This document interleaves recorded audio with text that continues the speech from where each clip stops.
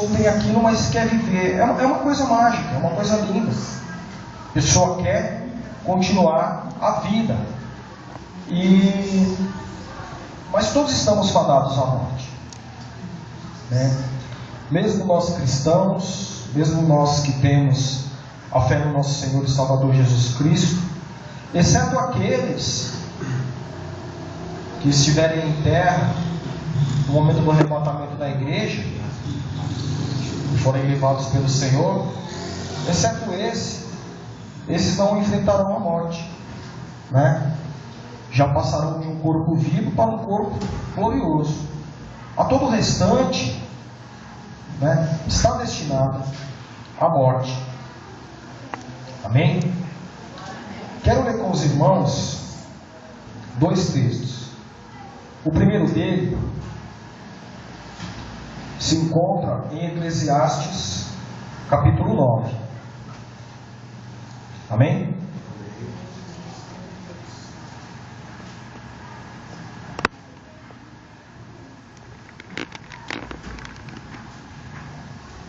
Diz assim, né, a gente sabe que o Eclesiastes ele foi um livro escrito por Salomão, e a gente sabe que Salomão ele viveu muita coisa na sua vida,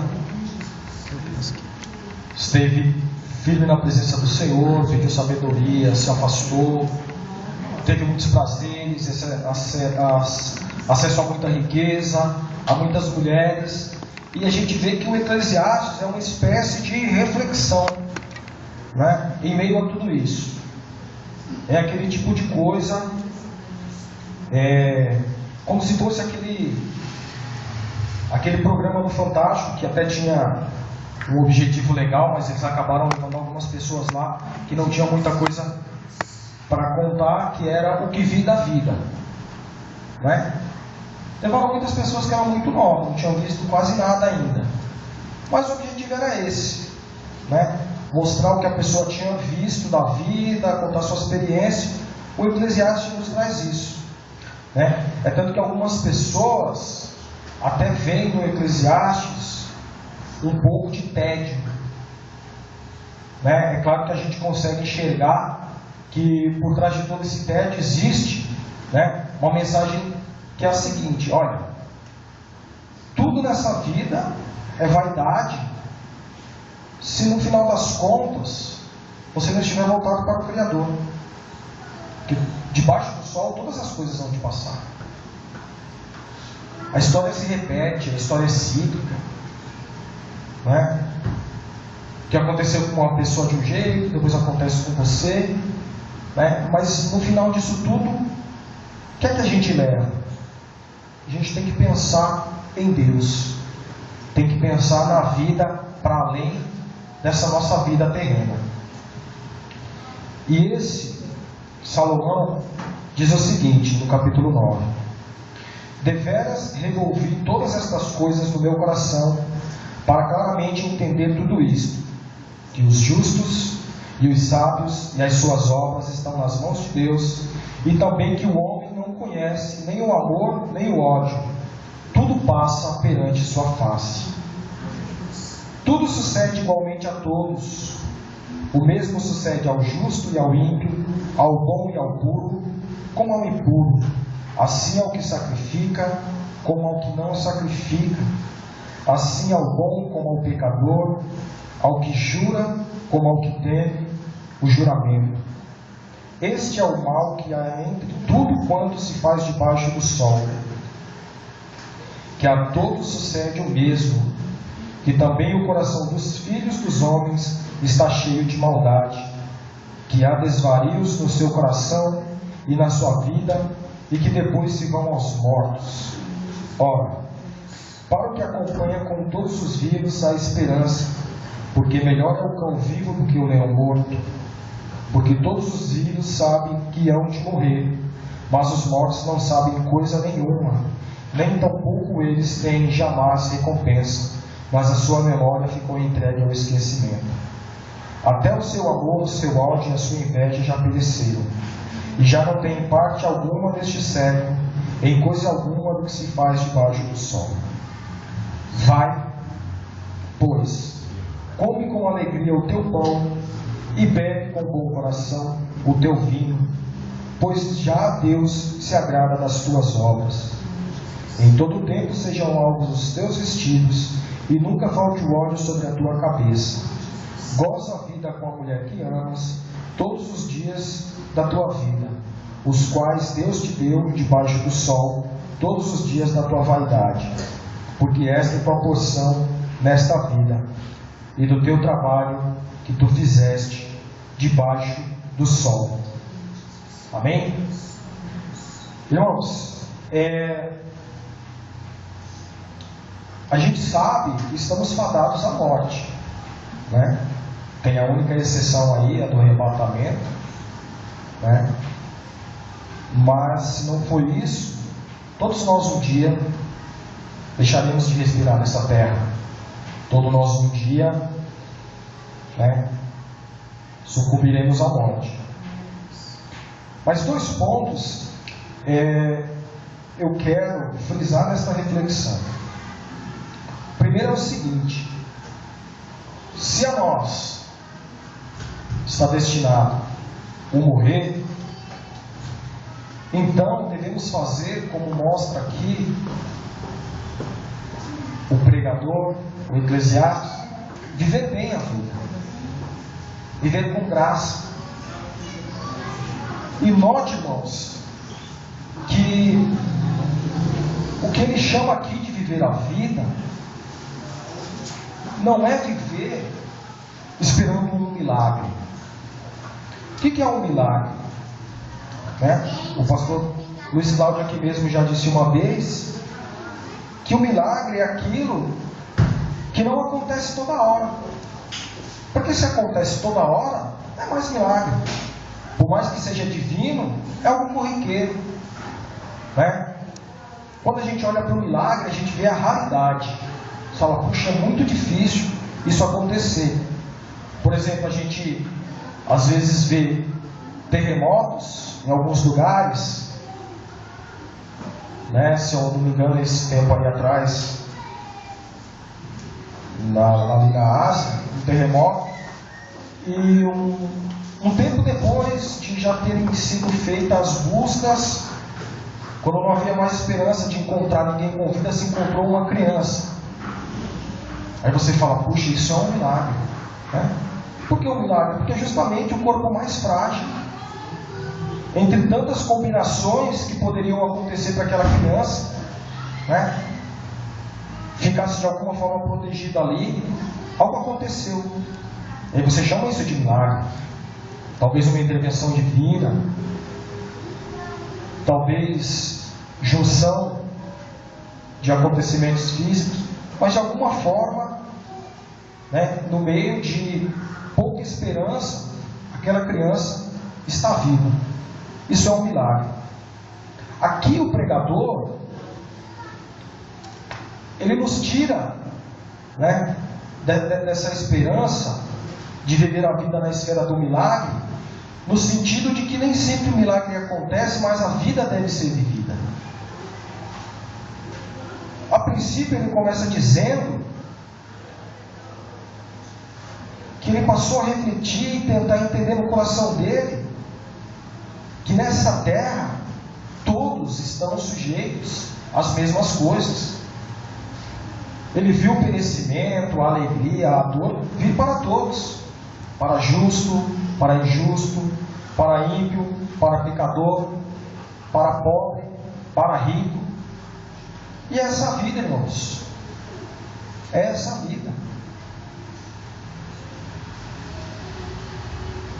Ele diz que debaixo do sol a todos sucede a mesma coisa.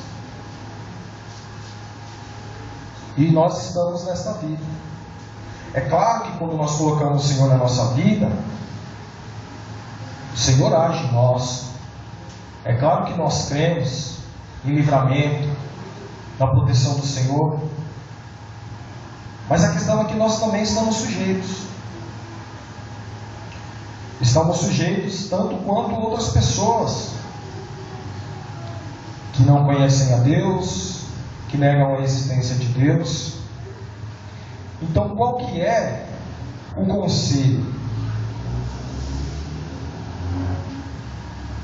Vai, pois, come com alegria o teu pão, e bebe com bom coração o teu vinho, pois já Deus se agrada de tuas obras. Em todo o tempo sejam alvos teus vestidos, e nunca falte o óleo sobre a tua cabeça. Goza a vida com a mulher que amas, todos os dias da tua vaidade, os quais Deus te deu debaixo do sol, todos os dias, porque esta é a tua porção nesta vida e do teu trabalho que tu fizeste debaixo do sol. Então, essa é o seguinte: vamos morrer um dia, mas enquanto isso não chega, né, o conselho é que nós possamos viver a vida da melhor maneira, que possamos viver a vida se agarrando a ela, buscando vivê-la, né, de forma alegre, de forma a contemplar a graça de Deus, mesmo nas pequenas coisas. É claro, irmãos, que eu sempre digo isso, muitas vezes, quando eu venho pregar, a pregação é para mim também. Muitas vezes, quando eu digo é necessário que nós façamos tal coisa, não quer dizer que eu já faça e eu quero que os irmãos me vejam como espelho. Não, não é isso. Muitas vezes é simplesmente dizer: irmãos, eu acho que eu preciso fazer isso, e os irmãos também, como cristãos, nós precisamos fazer isso. Por que, irmãos? Porque a vida é muito breve, né? Clóvis fala bastante disso, né? Aí, se você for conversar com ele sobre isso, né, de tanto que ele reflete sobre isso, ele tem várias citações, né, não só cristãs, né, por exemplo, algumas reflexões de Shakespeare. Por quê? Porque isso é pensado por muitas pessoas. Desde a antiguidade, a pessoa ela pensa sobre isso, né? Não só qual é o nosso sentido, né? O sentido da nossa vida após a morte, se haverá uma existência após a morte, mas também o sentido da nossa vida neste lugar, né? O que é que nós viemos fazer aqui? Por que eu peguei esse texto do Eclesiastes? Porque existem algumas pessoas que ficam dividindo como deve ser a vida do cristão e a vida do não cristão com relação ao gozo desta terra, né? A gente sabe que não há garantia disso. Não é pelo fato de eu ser cristão que eu vou gozar do melhor desta terra, no sentido de adquirir riquezas, adquirir bens, ter saúde plena. Não é isso, né? Por que eu peguei esse texto? Porque a visão do Eclesiastes é essa, de que todos estamos sujeitos, mas nós que temos Cristo, nós que temos Deus, devemos aproveitar a vida e vivê-la. O Clóvis falou aqui do Domingos Montagnier, né? A gente sentiu bastante, né? É muito bom também essa questão da empatia, né? A empatia é você se colocar no lugar do outro, você sentir um pouco a dor do outro. Eu acho que, pelo menos eu particularmente, uma coisa que me fazia gostar bastante daquele ator era ele não ter, né, apesar de a Globo estar o elevando ao status de galã, ele não ter colocado aquilo, né? Ele sempre voltar se voltar para a sua família, para a sua origem, né? Era uma pessoa que há 5 anos só foi descoberta pela televisão, mas já trabalhava há muito tempo com teatro e com circo, né? E a gente sabe, irmãos, que o que há de mais acessível, né, na dramaturgia, é um circo. É uma coisa que é voltada a todos. E assim, não quer dizer que o cara foi para a Globo e deixou de participar do circo. Ele ainda tinha um circo, aí tinha projetos. Então tem essa coisa. Um pai de família, alguém simples, morava ainda em Embu das Artes. Podia ter ido já morar num condomínio de luxo aí, em Alphaville. Mas isso nos dá uma empatia. Você sente um pouco a dor do outro, você se identifica. E a gente sabe que tinha um outro ator nessa novela, que morreu um tanto antes, Humberto Magnani, que era um senhor de 75 anos, fazia um padre lá e passou mal durante as gravações. E por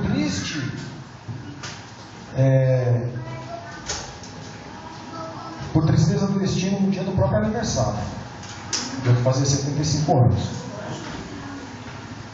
Então a gente vê aí, irmãos, que a todos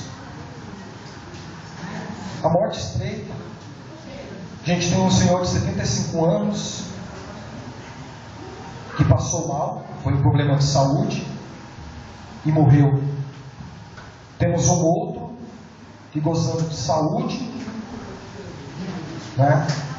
acabou ali, depois de realizar o seu trabalho, num momento de lazer, tendo a sua vida ceifada por afogamento. E isso acontece direto. A morte, ela nos espreita. E às vezes acontece esse tipo de coisa.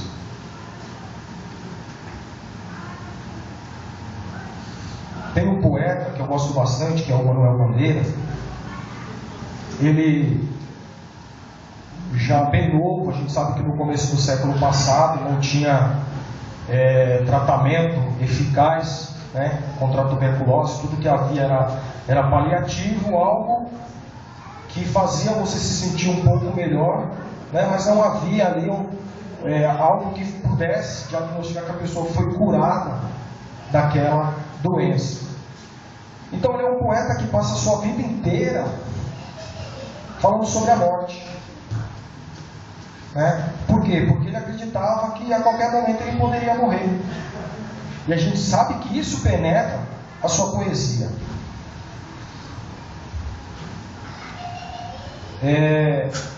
No entanto, ele viveu até os 86 anos.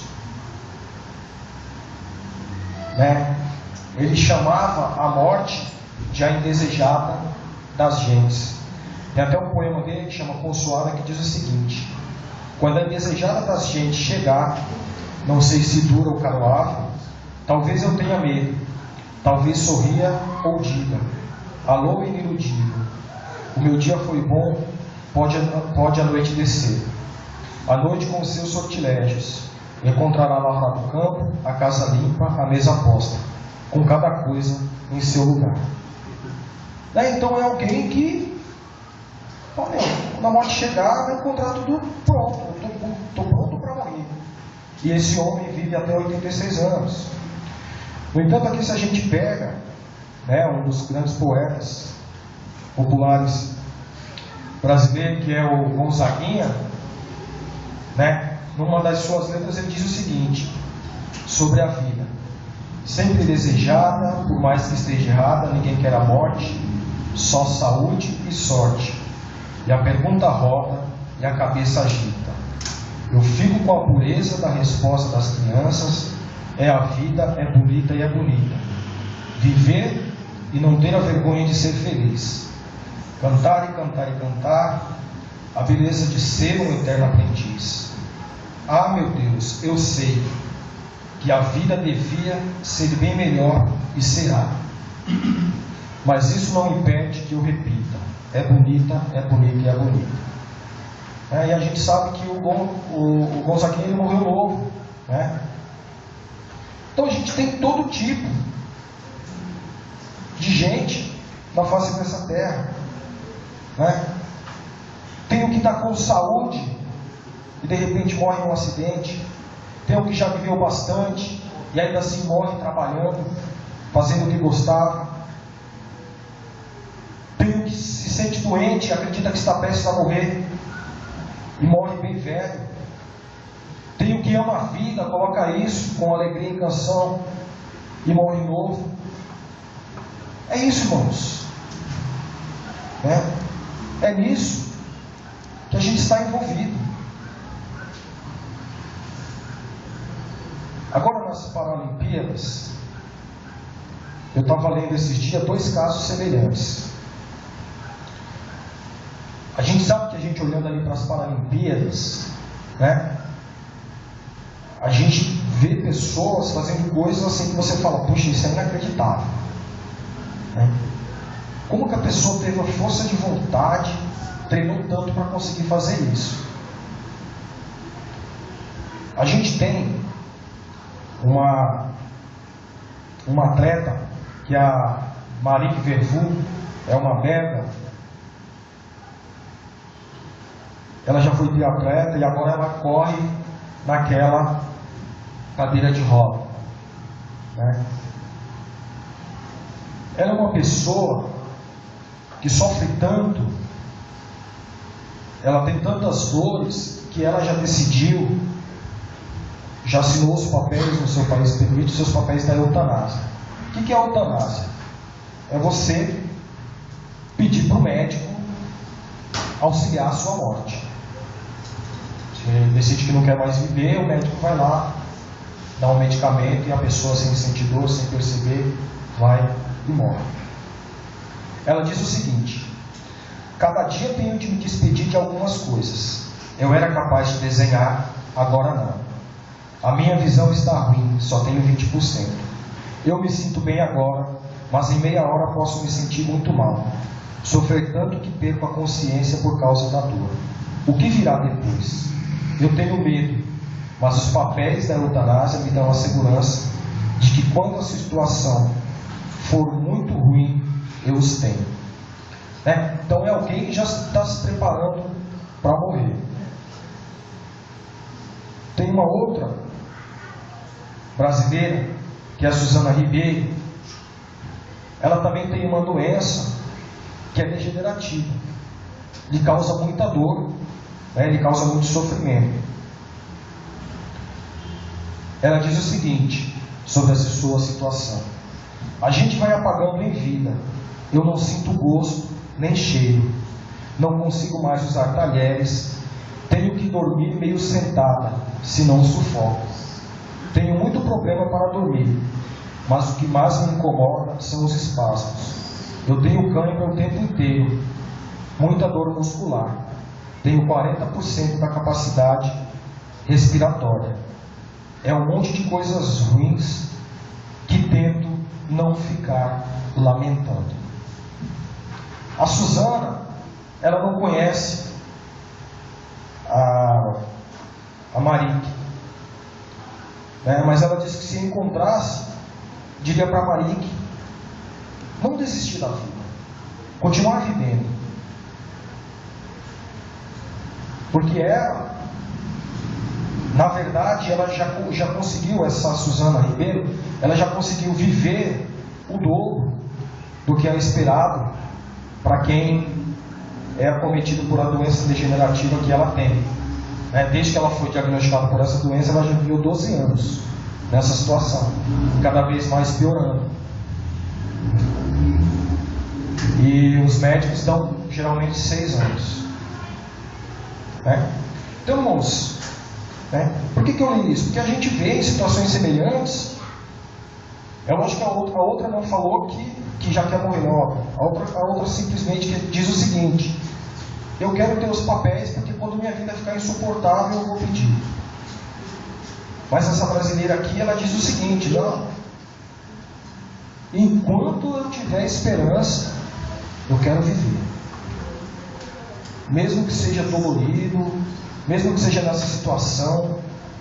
Ela até diz no final aqui de sua fala: é um monte de coisas ruins que tento não ficar lamentando. Então é isso, irmãos. Essa é a vida, né? E essa é a vida que Deus nos deu. Eu não sei qual que é a religião dela, mas na verdade, se a gente for olhar de forma sincera, isso pode acontecer tanto a um não crente quanto a um crente, né? E qual é o chamado de Deus para nós?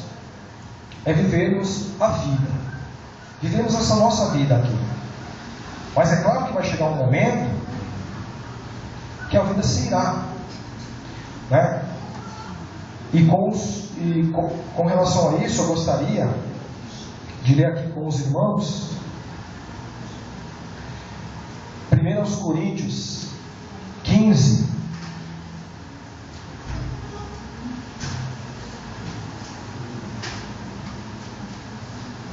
a partir do verso 52, melhor. 51, melhor.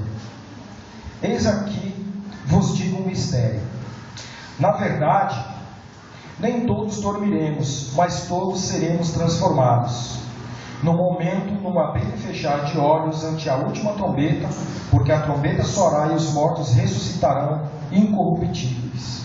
E nós seremos transformados, porque convém que isto que é corruptível se revista da incorruptibilidade, e que isto que é mortal se revista da imortalidade. E, quando isto que é corruptível se revestir da incorruptibilidade, e isto que é mortal se revestir da imortalidade, então cumprir-se-á a palavra que está escrita: tragada foi a morte na vitória. Onde está, ó morte, o teu aguilhão? Onde está, ó inferno, a tua vitória? Amém? Então, irmãos, a gente sabe que depois que nós vivemos toda essa vida, a gente tem a garantia desta palavra, de que nós seremos ressuscitados dentre os mortos, de que nós que temos Jesus na nossa vida, Ele nos chamará e nos dará a imortalidade, e nos dará o corpo incorruptível. Então, antes da vida, devemos viver na graça de Deus, segundo a sua misericórdia. E depois da vida, a mesma coisa. Aí estaremos eternamente com Ele, né? Aí com Ele reinaremos para toda a eternidade. Irmãos, a gente sabe que muitas pessoas não têm essa esperança, infelizmente. E a pior coisa da igreja é quando a igreja chama as pessoas e lhe nega essa mensagem, como muitas igrejas acabam substituindo. A notícia de que a morte foi tragada na vitória de Cristo, de que o Cristo, olhando para a morte, dela caçoa, porque Ele a venceu, de que a morte, o aguilhão da morte, aquilo que ferroa, aquilo que fere, não tem mais serventia, porque o Senhor a venceu. E é lamentável quando a igreja, ela esquece isso. Talvez por descuido, ou às vezes até por má fé, como muitas igrejas fazem. Simplesmente se preocupam em dizer que com Cristo a pessoa vai ter uma vida perfeita nesta terra, e isso é mentira. Né? Tem muita gente, até mesmo dentro dessas igrejas, que vivem, né, um eterno drama, porque a pessoa não consegue chegar no patamar que eles prometem. E está cada vez pior, irmãos. Esses dias a Silvana até se assustou, falou: nossa, o que é que você está chamando a minha atenção? Aí eu falei: você não está vendo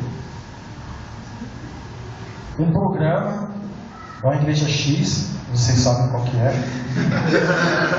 Qual delas? Qual delas? Não, tem a Y e a Z, a primeira. Eu parei para assistir, aí eu estava olhando, mostrando as lojas mais caras de Paris, sem brincadeira nenhuma. As lojas mais caras de Paris.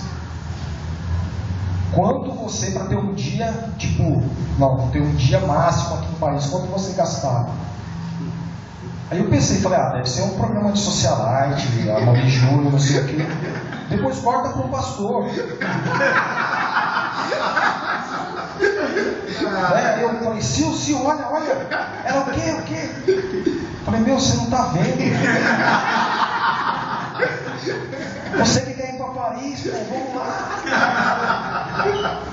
Não, essa parte aí não tá bem. Mas irmãos, sem brincadeira nenhuma, a chamada era essa. Né? Mas então, o senhor não falou, vamos lá no culto deles, cara.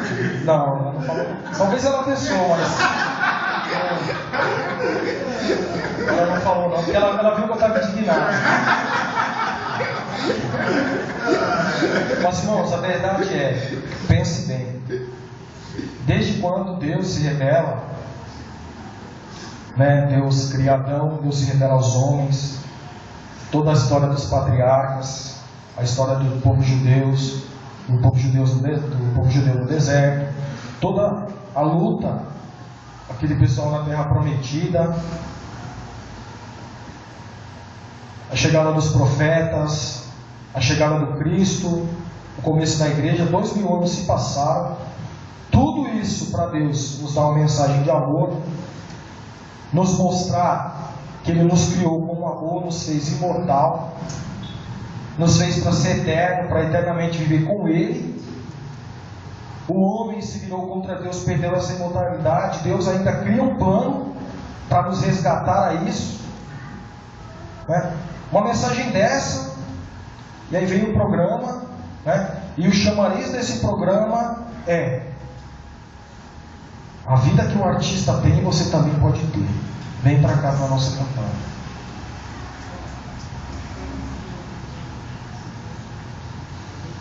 Não tem sentido do ponto de vista do Evangelho. Por quê? Porque todos nós estamos sujeitos. Todos nós estamos sujeitos. Se um dia eu fosse trabalhar numa igreja dessa e alguém me oferecesse um plano de saúde, eu ia falar, mas por quê? Por que vocês têm um plano de saúde? Não tem sentido.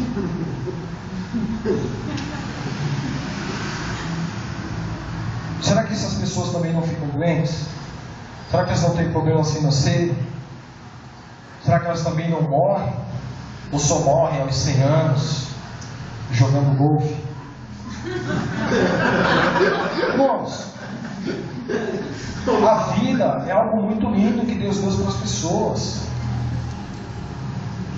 E a gente tem que viver a vida de forma responsável, saber que a gente está sujeito. Os irmãos lembram que a gente pediu oração aqui pela esposa do irmão João, corta-cabelo, a irmã Maurícia, muitos irmãos, na verdade todo mundo conhecia ela como Bia, né? E um irmão que faleceu, eu fui ali no velório dela, fazia tempo, muito tempo que eu não ia no sepultamento de alguém cristão, né? de um evangélico. E eu tinha ido uma outra vez, mas fazia tempo que eu não ia naquele momento ali, próximo do sepultamento, em que tem mais irmãos, né? E aí cheguei ali, irmãos, assim, talvez quem olha de longe assim, fala, meu, um bando de louco que está ali, né? Os irmãos cantando o hino, né? E aí quem olha assim fala, puxa, uma pessoa morta ali, o pessoal cantando, né? Porque é uma morte diferente. Por quê? Porque você está ali, né? Sentindo que alguém que você conhece, alguém que você aprendeu a amar, alguém que foi salvo pelo mesmo Salvador que você, morreu, que você não encontrará mais nesta vida, mas mesmo assim você canta, você celebra a Deus, porque você sabe que aquela pessoa, ela dormiu na esperança dos santos, como se costuma dizer. Ela dormiu no Senhor, e você tem fé de que um dia você encontrará aquela pessoa. E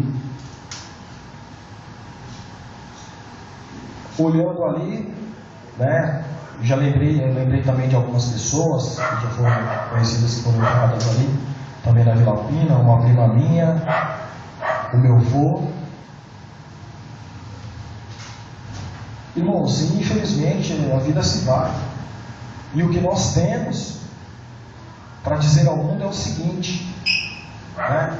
Que possamos em Cristo desfrutar de vida plena, de vida abundante, que é a vida com o próprio Cristo, é a vida com o próprio Senhor.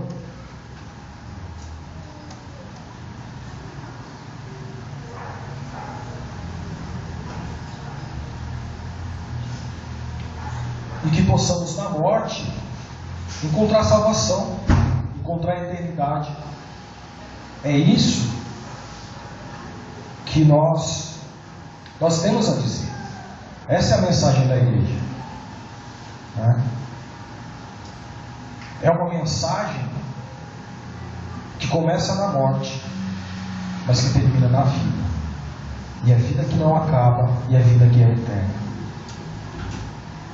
Por quê? Porque a gente teve o nosso Senhor, que por nós enfrentou a morte. Ele provou a morte. Ele se colocou na nossa condição. Imagina você, o que é você aceitar algo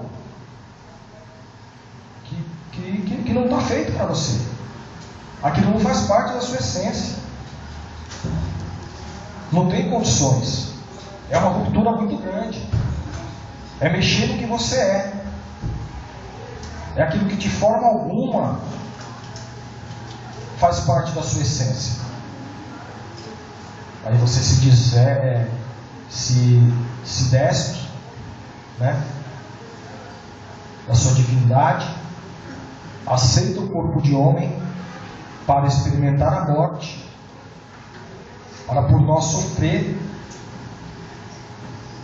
e para que nós possamos, diante disso, ter a vida eterna.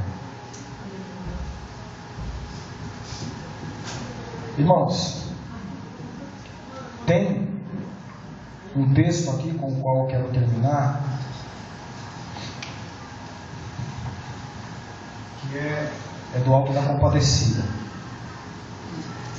Sei que muita gente gosta do Alto da Compadecida.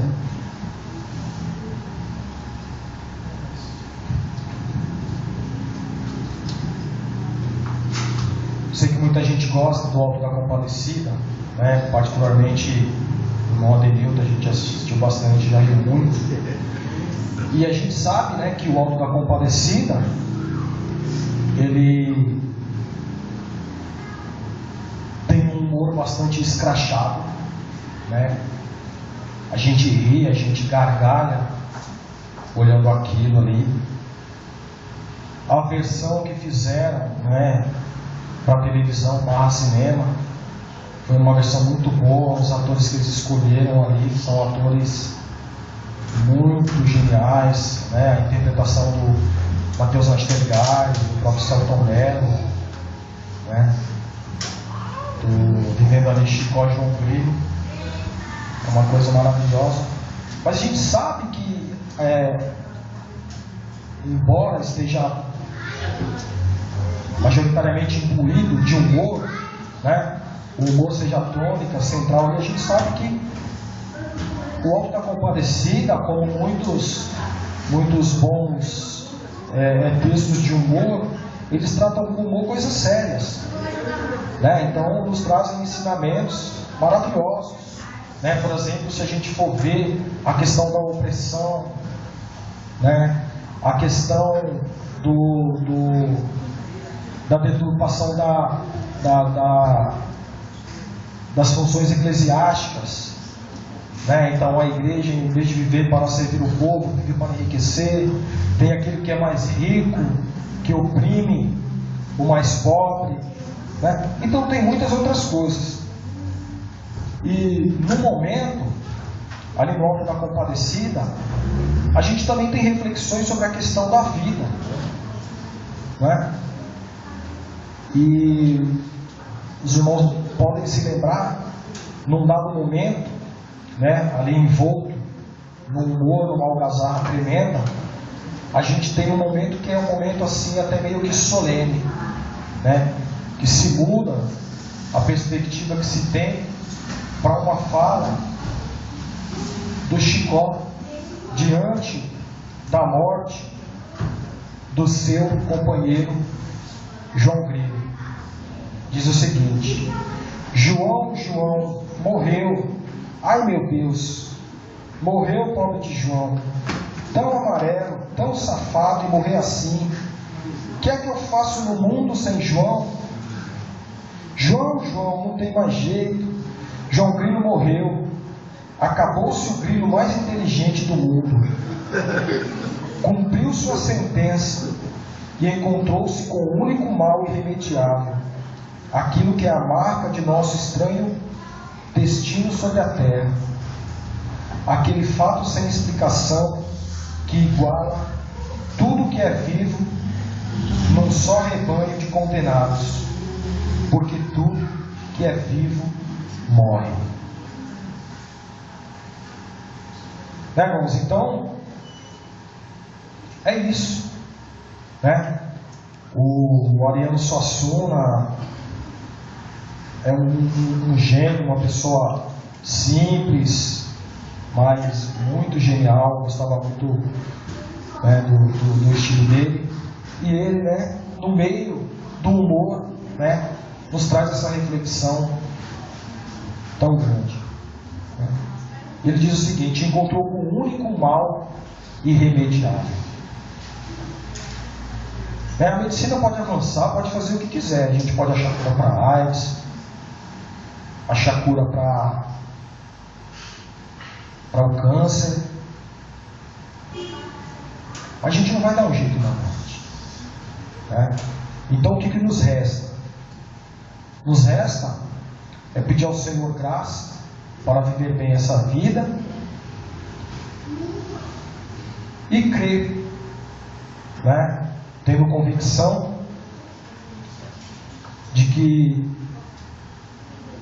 aquele que nos chamou está conosco, né? Eu gosto muito da palavra lá em Atos que diz que o mesmo Espírito que levantou Jesus dentre os mortos, Ele está em nós e vivificará os nossos corpos, né? O que vai acontecer conosco, irmãos, pela misericórdia do Senhor, é algo semelhante ao que aconteceu com Cristo, né? A mesma intervenção que Deus fez na vida de Jesus ali, Ele vai fazer na nossa. Amém? Que o Senhor seja louvado. Glória a Deus.